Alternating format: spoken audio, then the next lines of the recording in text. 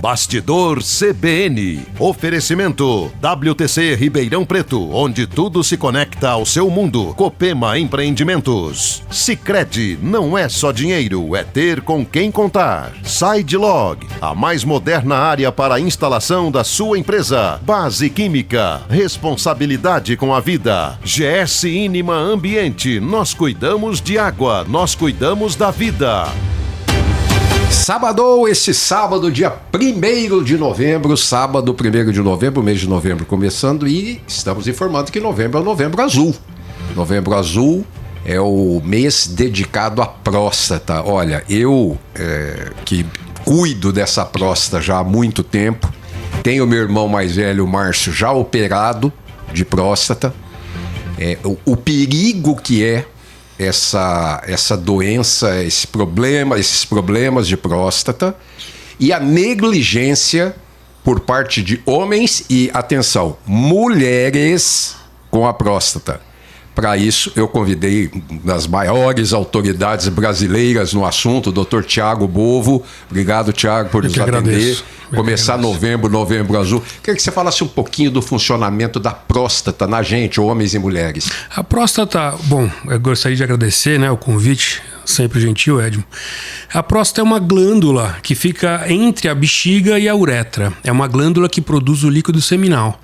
Ela não produz espermatozoide. Quem produz espermatozoide é o testículo, mas é o líquido que nutre esse espermatozoide para encontrar com o óvulo para fazer a concepção. Então, é lógico, essa é a função ideal. Eu costumo brincar com os pacientes que depois dos 50 anos a função dela é dar trabalho. Mas até lá, a função é produzir esse líquido nutritivo. Tá.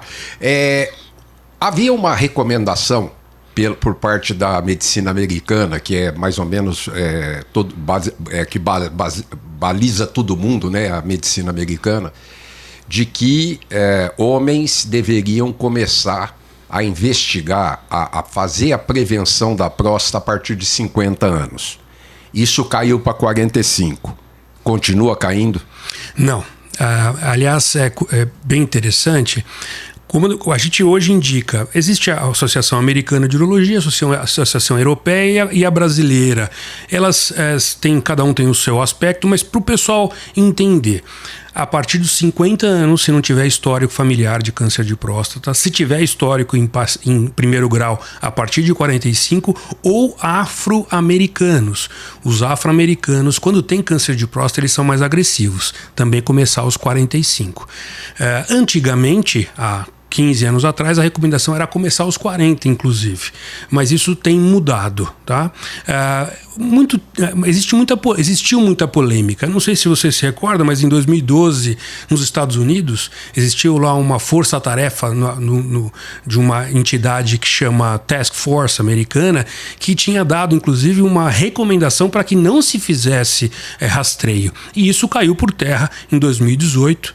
Aliás, eles revogaram essa decisão, até porque depois de um tempo, eles notaram que quando os americanos começaram a falar, não precisa fazer, pode ficar tranquilo, aumentou a mortalidade. Em 2018 revisaram e o ano passado recomendaram sim o rastreio de 50 a 65 anos quando orientado ao paciente. É sempre uma decisão compartilhada, né?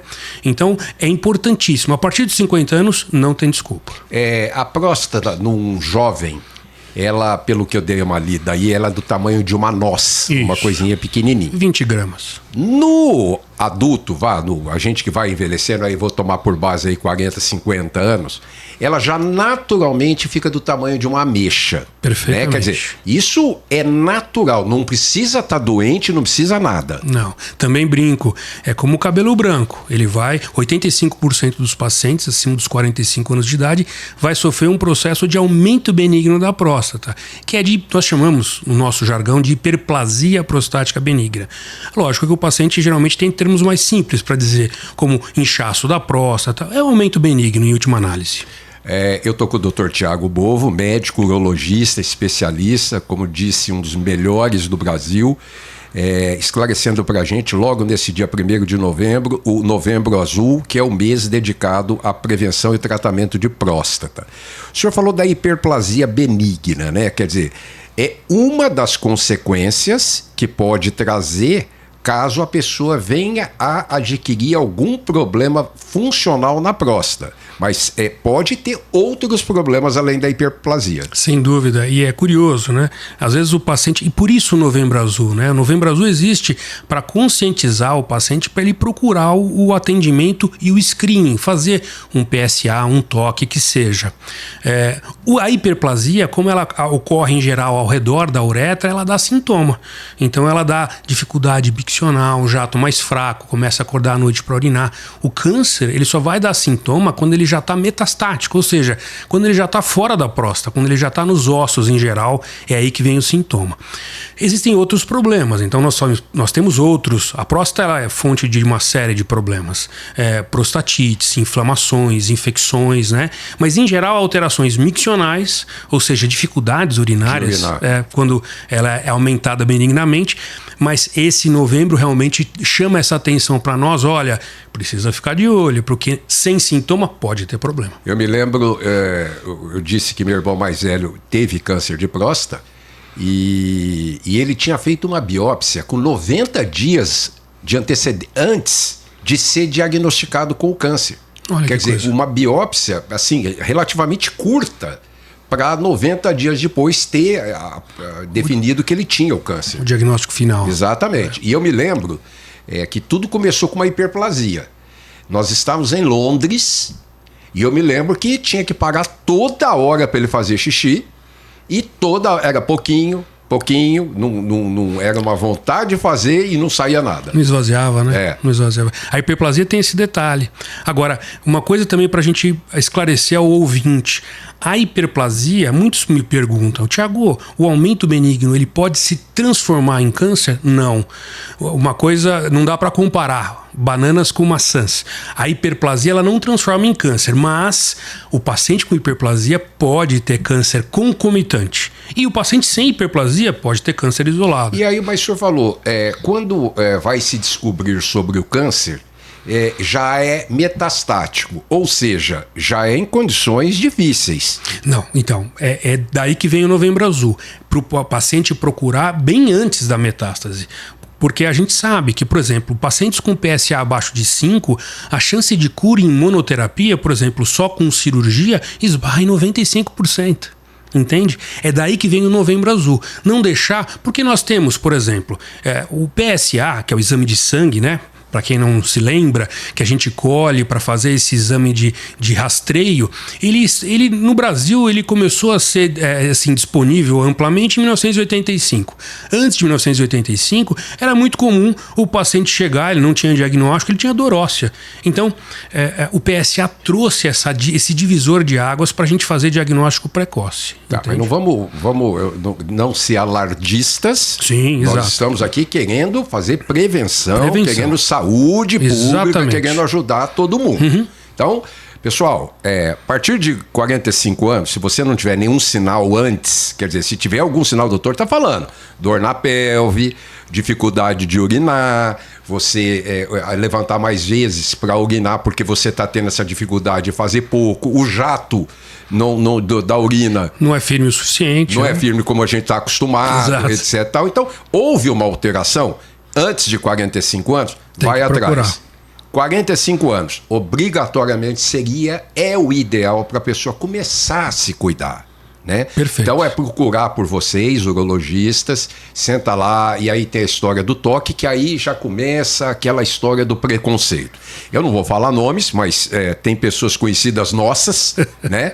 Que eu sei que foi fazer o exame de próstata pela primeira vez aos 60 anos. Não é incomum. Quer dizer, ou seja, que vergonha, vou lá, o cara vai botar o dedo no meu ânus, não sei o que lá, mas gente, é para salvar, quem sabe salvar uma vida. E é curioso, né, Edson, só uma parte aqui, muitas pessoas falam, mas agora nós temos outras alternativas, e temos mesmo. Hoje, por exemplo, a ressonância multiparamétrica, que é um negócio novo. O próprio ultrassom inicialmente, ele pode ajudar e discernir um pouco o joio do trigo.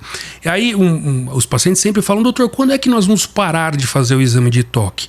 Eu digo que, acredito que nunca, porque em situações de dúvida, inclusive, fazer o toque, ele é um exame físico, então é barato, é rápido e do ponto de vista populacional é muito custo efetivo, né? E eu posso dizer, particularmente, e quero aqui também deixar o meu testemunho, que é uma coisa assim, muito mais preconceituosa do que dolorida. Sem dúvida. Não dói quase absolutamente nada. São segundos. O próprio PSA que o senhor está falando, que acompanha junto com o toque, e aí você pode estar se aliviando de um problema muito mais grave para o futuro. Não tenha dúvida.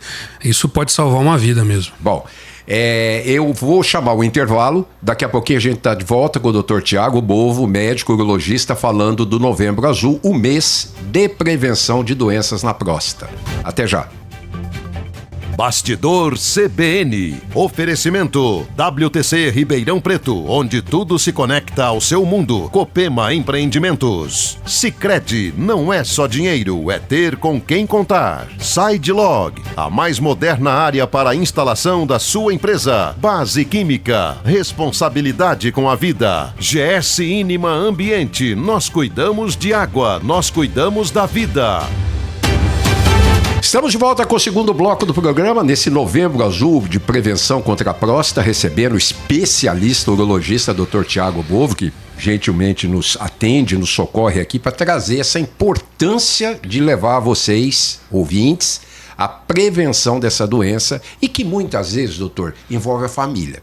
Quer dizer, o cara tem um irmão e tem que lutar com o preconceito desse irmão que não quer ir. E aí também, se ele se omitir, e aí serve o pai, serve o filho, serve o irmão, o cunhado. Quer dizer, existe um papel importante também da família nesse quesito do tratamento de próstata.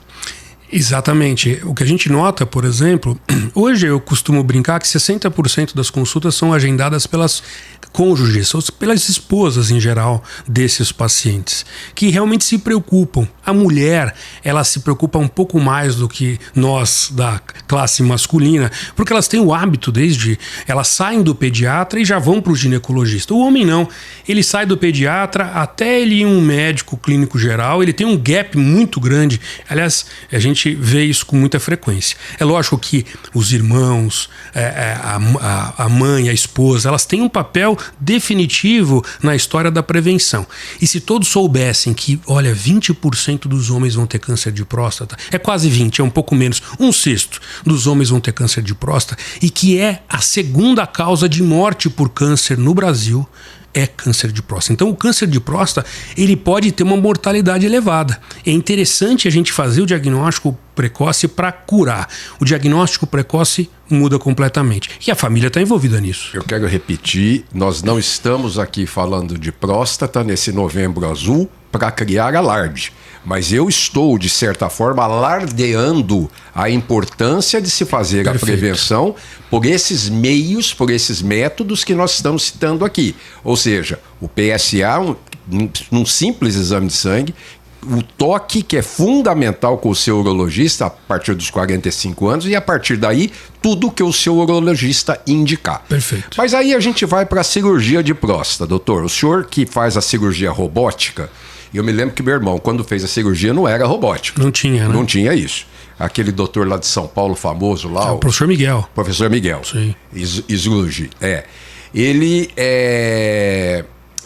foi uma recuperação bem mais complicada do que a gente tenha ouvido falar de alguns amigos que se trata pela robótica. Mas a cirurgia, ela vai acontecer no momento que, de fato, olha, chegou a hora. Perfeito. Com câncer, sem câncer, com hiperplasia, com... Perfeito. Veja que interessante. E hoje existe até e até falando de alarde e não alarde, existe até uma esperança diferente. Olha, existe um esquema terapêutico, uma parcela desses pacientes que são diagnosticados com câncer de próstata, que nós não precisamos operar, nós não precisamos fazer radioterapia, nós fazemos vigilância ativa. Então, por exemplo, pequenos fragmentos de tumor com PSA ainda relativamente baixo e um PSA que não sobe, você pode ainda fazer o que nós chamamos de active surveillance em inglês, que é vigilância vigilância ativa. A vigilância ativa é você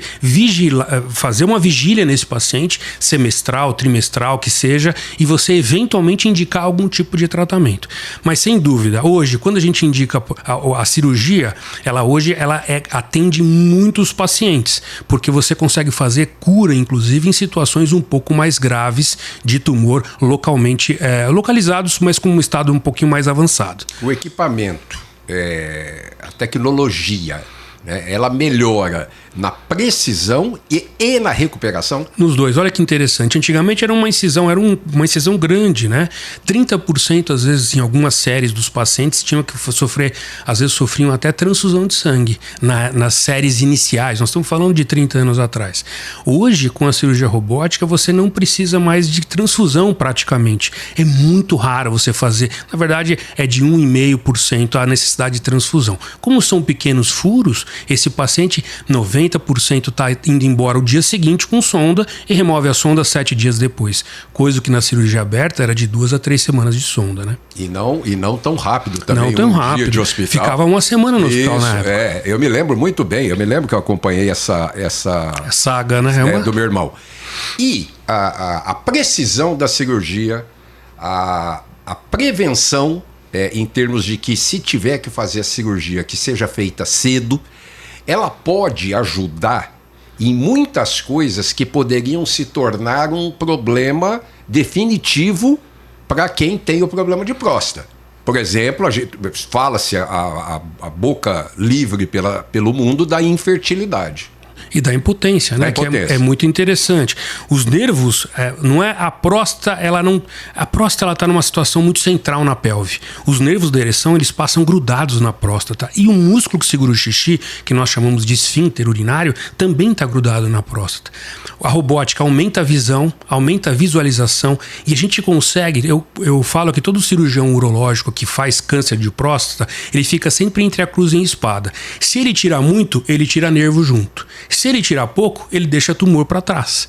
Então, o robô, ele melhora a visualização para a gente curar mais. Já tem trabalho mostrando com 20% a menos de necessidade de radioterapia complementar, que seria o segundo passo, e maior possibilidade de manutenção da potência a médio e longo prazo. E os transtornos, né, doutor Tiago? Porque depende da vida de um casal, a intimidade do casal, como isso é encarado pelo casal. Outro dia desse eu encontrei um outro médico amigo cuja esposa está com alguma demência, o mal de Alzheimer, né? Sim. E ele falou, olha, acabou, porque a gente gostava de viajar, a gente gostava de não sei o que, acabou. Quer dizer, mas isso é uma coisa que não tem como prevenir, né? O Alzheimer, ele vem... Perfeitamente. Ele veio que pegou.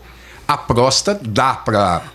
uma boa quantidade, um bom percentual de pessoas de eliminar esse problema, né? Eliminar, curar e não deixar sequelas, que é o que eu falo. E curiosamente, só também quando a gente detalha a história da incontinência urinária, que era um medo terrível, 25% dos pacientes, quando se fazia a cirurgia aberta, usavam fralda depois da cirurgia. Hoje, com essas técnicas mais avançadas, especialmente o robô, a incontinência definitiva é super baixa, também gira em torno de 2,5% depois de 6 meses. Ou seja, essa também é uma vantagem, porque você consegue olhar e enxergar melhor o esfíncter, que é um músculo que segura o xixi. E a importância da esposa, a importância no relacionamento que eu falo, porque um homem, se de repente é atingido por uma infertilidade ou impotência, né, e sozinho, com apoio, ele pode ter uma depressão profunda, uma ansiedade, uma coisa psicossomática extremamente forte. Imagine se questionado pelo par, né? Não tenha dúvida. E o que a gente tem visto e a gente via no passado era esses pacientes que tinham incontinência e impotência mudar muito a qualidade de saúde mental. Esses pacientes realmente tinham uma degradação mental muito importante. E outra coisa que a gente também volta a falar, quanto mais cedo você descobrir uma neoplasia, um tumor na próstata, mais econômica fica a cirurgia, mais poupadora de tecido fica. Então, Então, às vezes o paciente fala assim, eu não quero nem saber, se eu tiver eu não quero saber. Não é uma boa estratégia, porque se ele vai saber quando tiver metástase. Aí não tem mais muito o que fazer. Tem o que fazer? Tem que fazer, mas a gente não oferece mais cura. Ou seja, não é o fim do mundo desde que você tenha o cuidado com isso. O cuidado. Estou com o Dr. Tiago Bovo, médico urologista, falando da próstata, Novembro Azul, o mês de prevenção da próstata. Doutor, eu quero falar sobre a recorrência da doença. Perfeito. Quer dizer, pode haver, não é? O sujeito operou por algum problema, qualquer que seja ele, hiperplasia, infecção, inflamação, tumor, enfim. E é certeza que não volta? Não. Nos estadiamentos iniciais do câncer, a gente tem uma baixíssima taxa de recidiva. Mas vamos falar em termos gerais, porque a gente não é especialista aqui, o nosso público não é especialista. De 15% a 18% dos pacientes recorrem. E quando recorrem da cirurgia, podem usar outras modalidades de tratamento também com chance de cura. Inclusive radioterapia, por exemplo. Existe ultrassom focado de alta intensidade, por exemplo. Existem outras modalidades que nós podemos ofertar a esse paciente. Então, assim, recidiva local, tranquilo. Dá para tratar e dá para curar ainda. E geralmente quando recorre, depois de 2 anos. Bom, nós falamos em 45 anos, então a gente pode deduzir, o nosso ouvinte está deduzindo que quanto mais você vai envelhecendo, a chance pode aumentar de você ter algum problema prostático. O povo está envelhecendo, a população está envelhecendo, ou seja, a chance de você não ter aos 50, aos 55, 60, mas aos 80 já começa a ter uma incidência maior, né? Essa é uma pergunta espetacular. Existe uma pesquisa americana onde pegou-se homens que faleceram de outros problemas que não de próstata. E fizeram-se biópsias das próstatas para ver se existia tumor. E aos 80 anos, 80% das pessoas teriam. Então, por isso que hoje nós também temos um discernimento entre o joio e o trigo. Existem alguns tipos de tumor que vão interferir e que têm que ser tratados, que vão matar o paciente em última análise. E tem alguns que não matarão ou que são mais brandos. Por isso, então, foi introduzida a história da vigilância ativa. Hoje, além de fazer o diagnóstico, a gente também precisa ter, lógico, não é todo urologista que tem essa especialidade de oncologia ou nessa parte, essa prática de oncologia urológica, mas sempre ser orientado pelo profissional específico, mas a gente sabe que existem alguns tumores que devem ser tratados e outros que não devem ser tratados. Até isso existe. Doutor, para finalizar, estamos chegando no final do programa, esse tal de exercício, como é que é? Entra onde esse tal de exercício? Existem vários trabalhos mostrando que a atividade física regular diminui a incidência de gravidade, a incidência e a gravidade do câncer de próstata. Então, assim, atividade física e câncer de próstata tem uma relação interessante em termos de...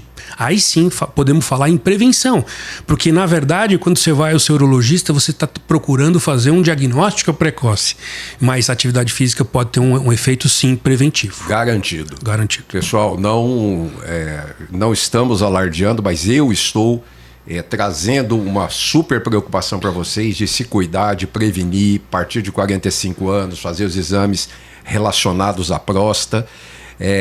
E exercício é fundamental para tudo, inclusive para a próstata.